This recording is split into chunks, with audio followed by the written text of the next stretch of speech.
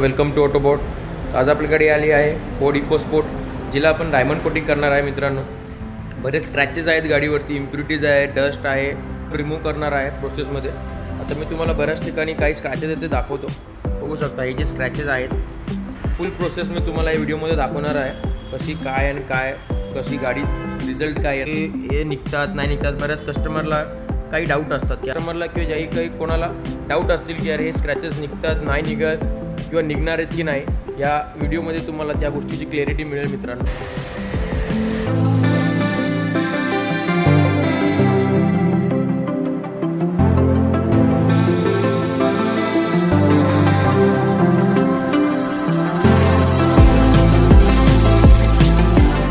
जे काम आहे ते चालू आहे. कंपाऊंडिंग ज्याला म्हणतात, paint correction, number almost scratches सगळे रिमूव्ह झालेले आहेत.